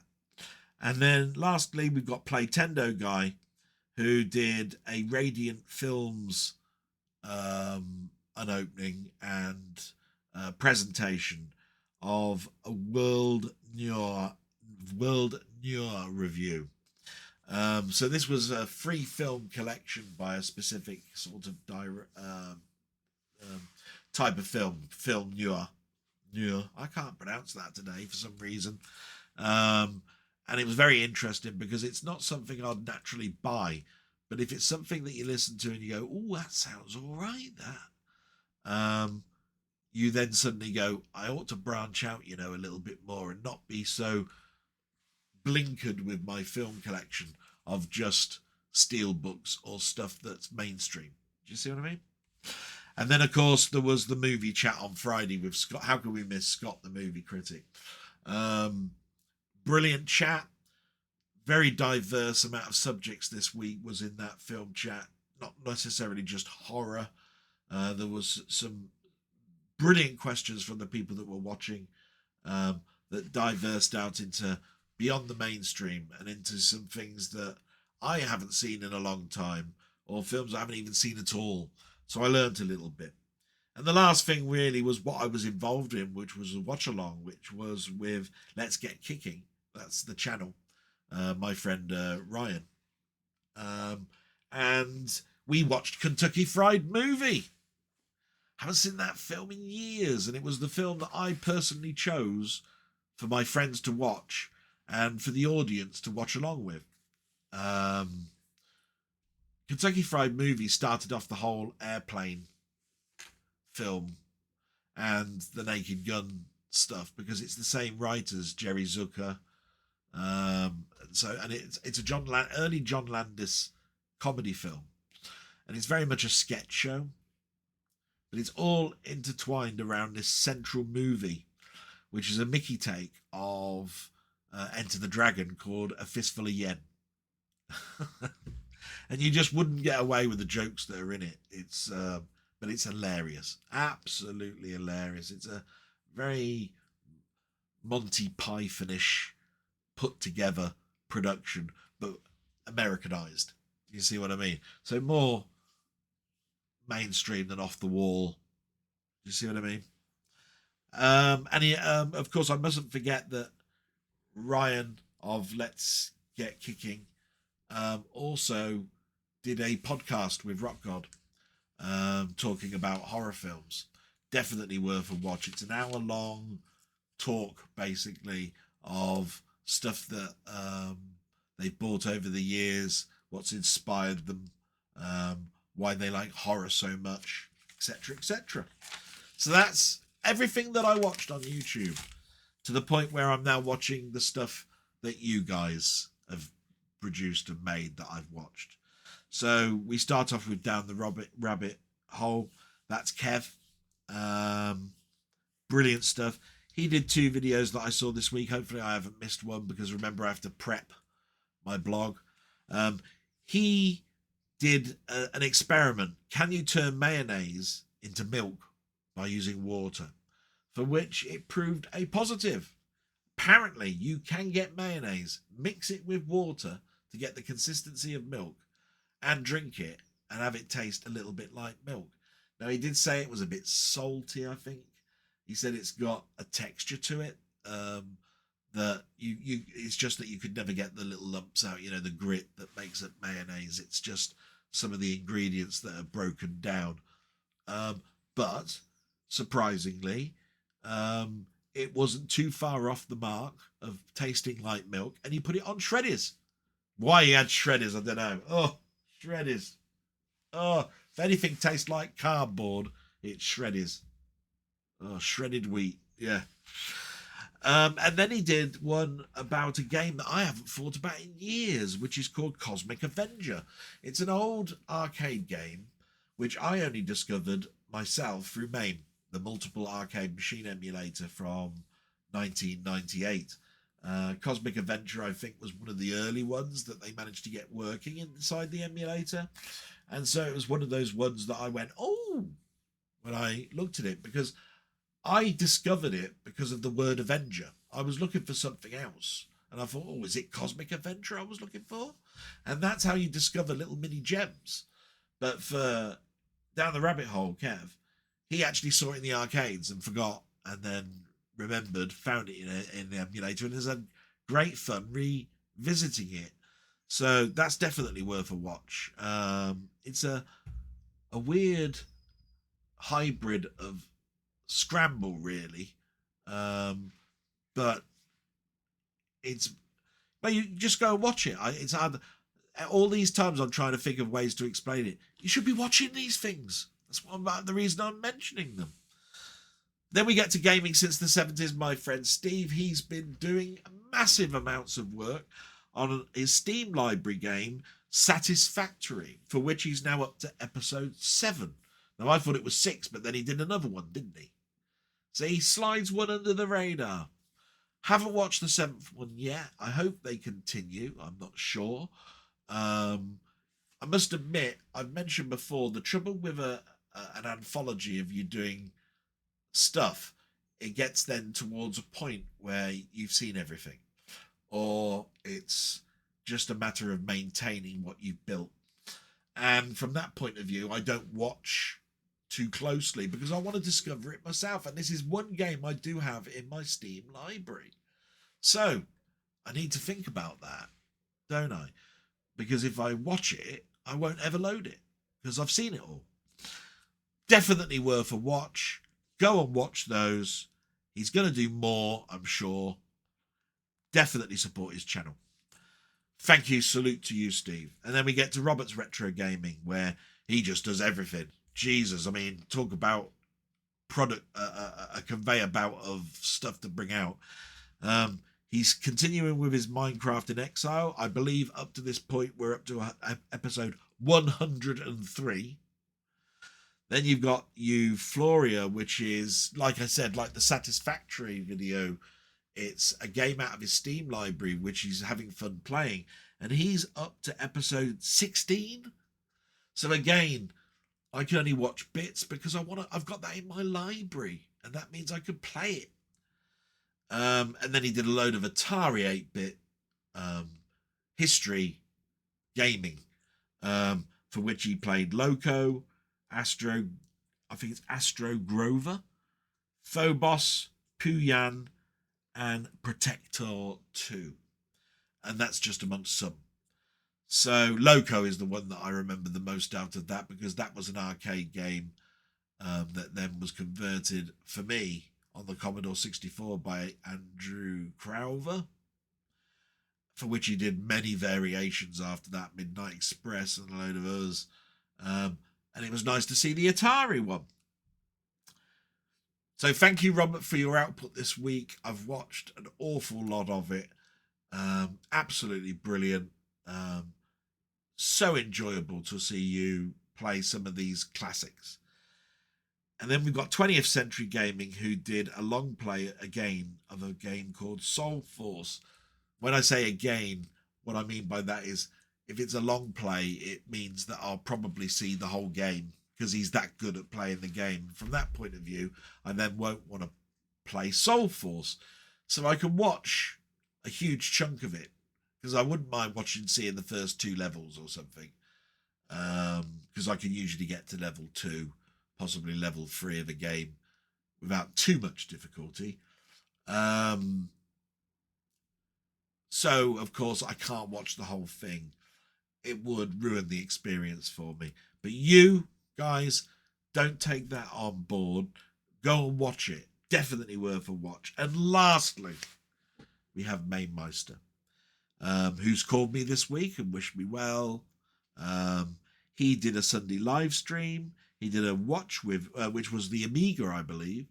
I was there.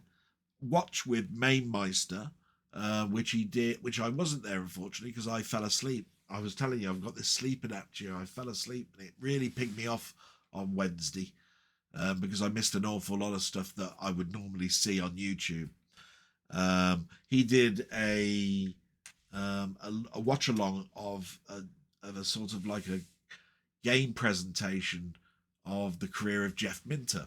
And as anybody knows, Jeff Minter's a huge part of my childhood, for which I've chatted to and met this last year, just gone. Brilliant. I'd seen it before, so it was nice to watch along with Mainmeister on a rerun like you can do. I've actually got it already as a film. And we mustn't forget that Jeff Minter has got a documentary of his life coming out this year. So we're looking forward to that. And then, of course, he did his Friday waffle, which he did with his good friend. And that ends what I've seen. So you know what that means, doesn't it? We've got to the end of the stuff I've seen, and there's only the stuff that I've bought. So, and again, we're still in the early days of January, and there just isn't much coming out for me to buy at the moment. So apologies that I only show 1 or 2 or 3 items. It will change. I mean, lead up to Christmas was just deluxe. I mean, I was showing you 14 odd discs that came through that week. So, you know, we changed to Galaxy Note Cam, don't we? If it's working. Yes, it is. Look, wave to the camera. These turned up this week. We mentioned this one earlier on, The Creator. That's a steel book of a film that came out last year. It's a dystopian future. Just show you the back there. Overall, it's got good reviews. Not necessarily, though, for the picture. If you go to the movie guy who's on YouTube, he'll tell you, and he used to be a projectionist for an actual cinema, that it was filmed in a specific type of way using a particular type of camera. And he feels that the camera used doesn't like low light very much. And the way they've made the special effects look realistic is by muting the colours, which goes against, therefore, what you want when you're looking at a high definition HDR picture, because HDR increases the high dynamic range, which makes colours pop. But if you're muting the colours, then of course it does the opposite effect. So really the only enjoyment you're getting of it is it's 4K. So yeah, I understand where he was coming from with that. And then this one is just one that's been on back order for a while, and it's my V for Vendetta steelbook, which came from HMV. It's the Mondo release. Don't hear too much about Mondo anymore. And V for Vendetta is one of those films that I loved in the early 2000s. Thought it was great. Again, based on a comic. And so, you know, absolutely brilliant. And those films, like I say, are just steelbooks. So they do cost a little bit, but definitely worth a watch, especially, I think, the creator. And so we now move to the trailers. So I'm going to mute myself and then prepare myself for displaying some trailers to you. And I hope you find there's some good ones here. With so little stuff that I've bought this week, there will be some thrown in trailers of stuff I've watched that I've got on physical media already on my shelf that you might not be aware of, or has been on telly this week, usually on the Legends Freeview channel, or you know, one of the horror channel or whatever. They're all over the place, but definitely worth a look out. And for that, I'm going to mute now and prepare myself for showing you these trailers. So thanks very much, and I'll catch you on the other side.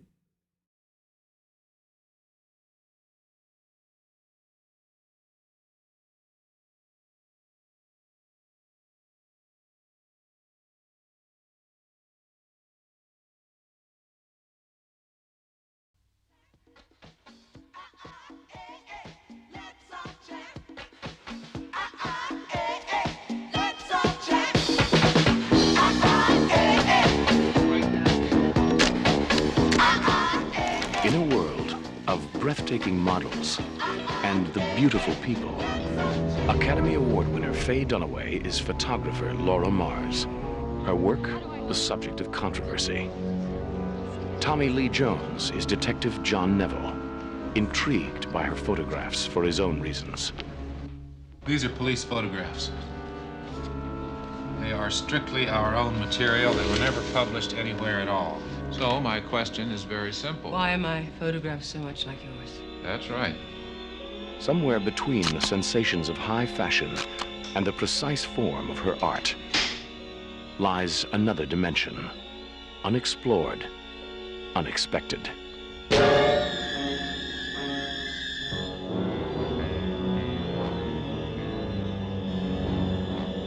Unwillingly, Laura Mars becomes a witness to a series of murders, watching through the eyes of a killer.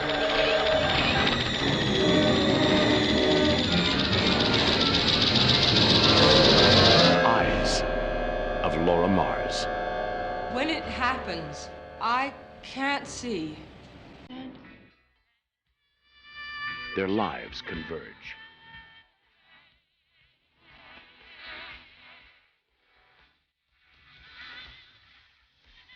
Her world, sensual, dazzling, provocative. His world, demanding, dangerous, violent. This is incredible. In the midst of all of this, I can't stop thinking of you. I know. What is going on? I don't know. I mean, it's completely unprofessional of me to be walking with you in the woods, I'll tell you that. I don't have time for this. I'm supposed to be catching a killer. Well, I'm completely out of control. I can't stand it. I saw him in the elevator, so I killed somebody in the elevator. Pursued by visions. She is linked to a killer.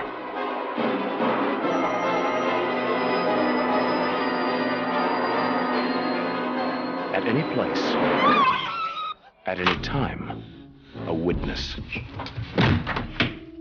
At any moment, a victim of her own eyes.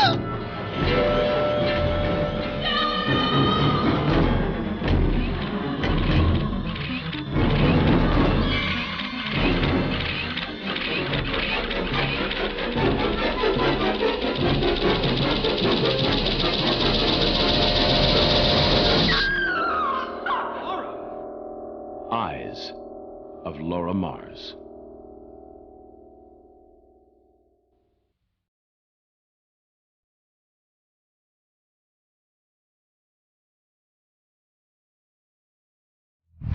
I wish I wasn't afraid all the time, but I am.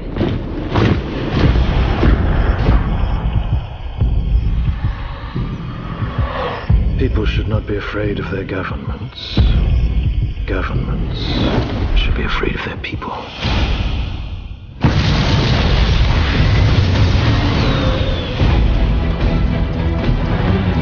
Those caught in violation of curfew will be prosecuted without leniency or exception.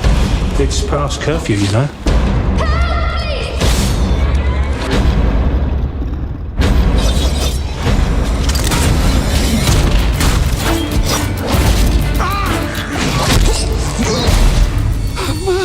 Oh, not tonight.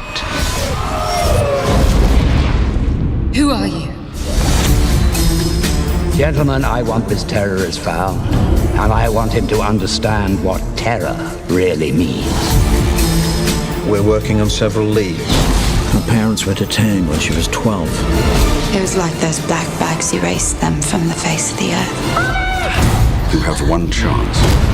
You must tell us the whereabouts of Codename V. If our own government was responsible for the deaths of 100,000 people, you really want to know? Those who are responsible will be held accountable. The time has come for you to live without fear. I'm ready. This country stands on the edge of oblivion. I want everyone to remember why they need us. Kill him. My turn.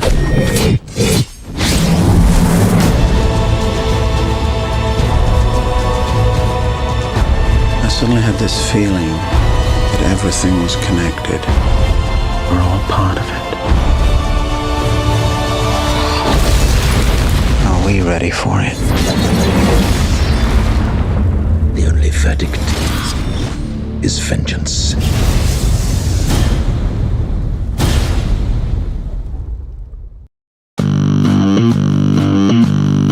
People judge you here, not for who you are, but who you hang out with.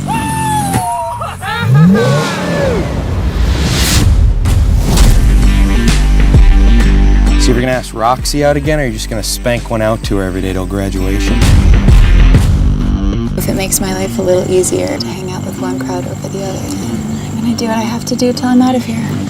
Remember one thing, though. You're having my sloppy seconds.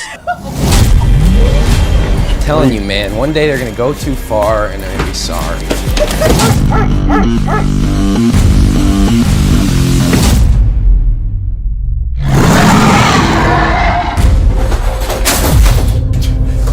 I thought I could handle this all on my own. Hey, what happened to your face? I have to tell you something. There's something inside. It wants to kill me. Are you kidding me? Dharma, I swear to God, there's something inside. All right, then show me. Let me see your pet monster. Dude, don't you see what this means? We can use this. This is power. What? Nobody's ever gonna mess with us again. Are you crazy? Think about it. It's not murder, it's payback. This is not a gift or a weapon. This is dangerous. I'm supposed to be your best friend. Look what they did to me this time. What the hell is happening? Dharma, what's inside that shed? Get in. What's inside that shed?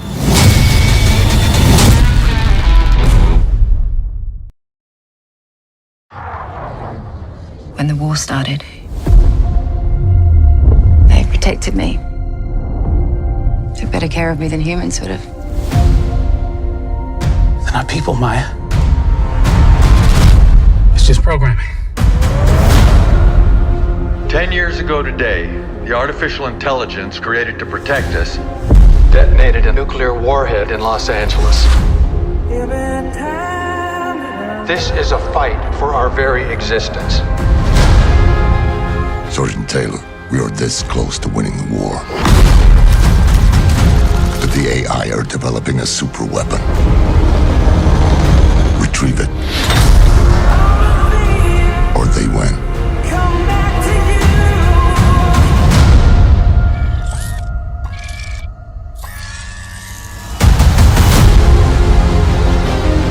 Did you locate the weapon? Yeah, it's just a kid. Are you going to heaven? No. You gotta be a good person to go to heaven. So, we're the same. We can't go to heaven because you're not good. And I'm not a person. Do you have any idea what the thing is? She looks like a little girl now, but she's growing. Whoever has that kid wins the war. Whose side you want, huh?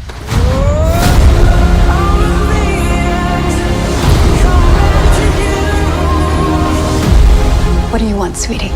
For robots to be free.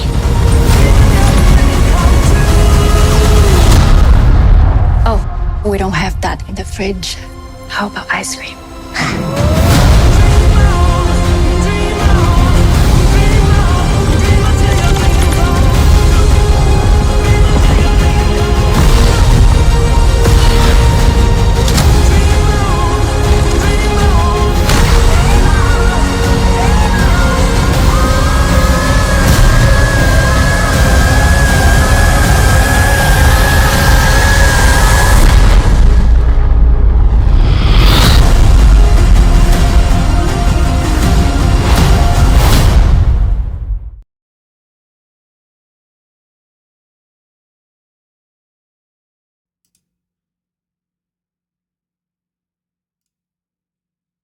Yes, and there we go. So there's some trailers for you.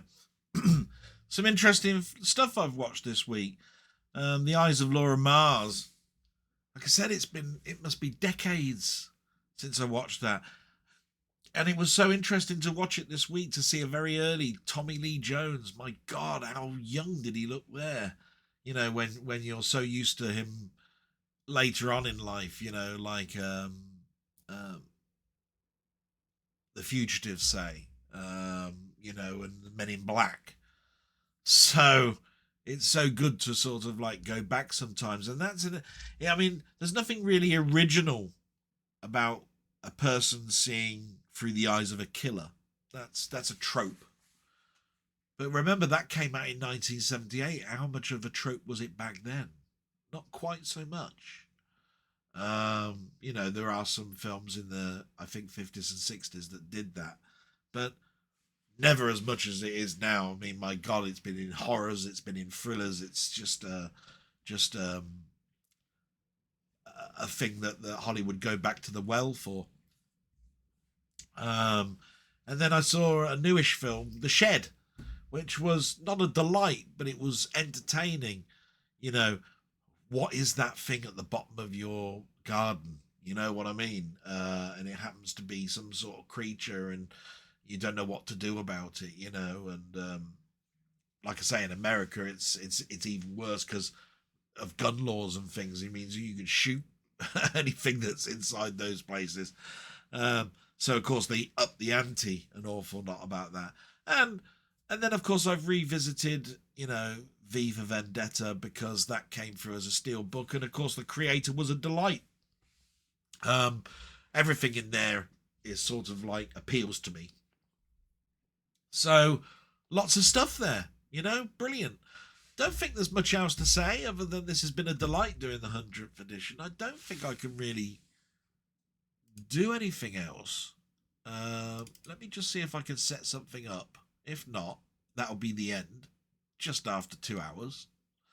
So I've kept it within as normal. I don't know whether this will show up. Have a little look. I'm just opening it up now, by the way. You never know, it might. Come on. So slow. Yeah, it's off of an SSD drive. Come on. You know you want to. There we go.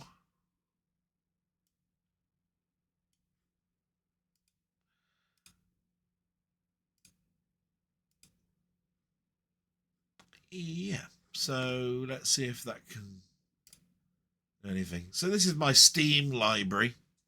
And you can see it's got my Del Boy Re-K1 there. That's how many games I own. 3,532, for which there's 1,453 downloadable content for it. And if I was to go into my library, don't know if that'll come up. There we go.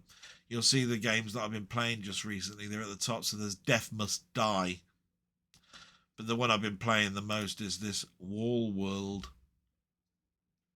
I'm finding that to be an incredibly good game.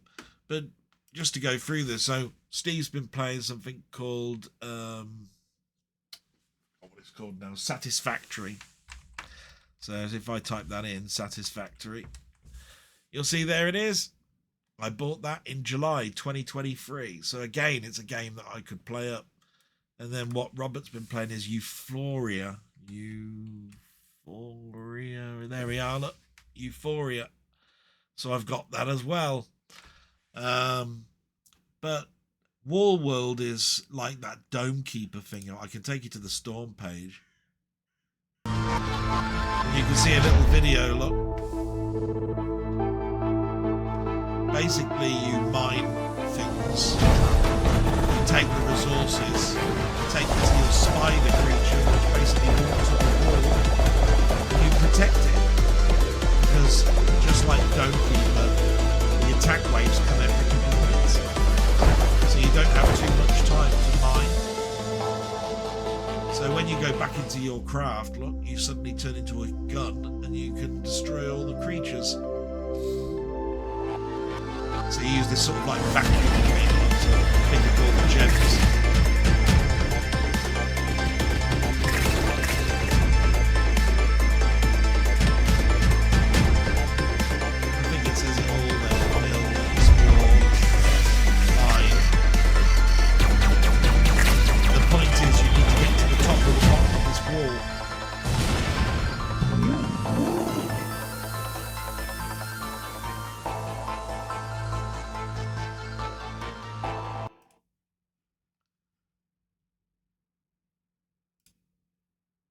And maybe I'll do that in a live stream.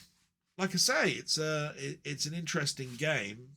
One that's quite good for streaming, to be quite honest, because there's so much variety that's going on. And I tell you what, you'll never see the end from me, not with my gameplay. And with that, I'm going to say salute. It's been an absolute pleasure. Thanks very much for watching. I hope you'll be around for next week. As you know, we're approaching year 3. As you know, what did I say at the beginning? We are at year 2, blog 48. As you know, 52 weeks in a year. So you know how far away we are. And with that, bye-bye. Thank you so much. It's been an absolute pleasure.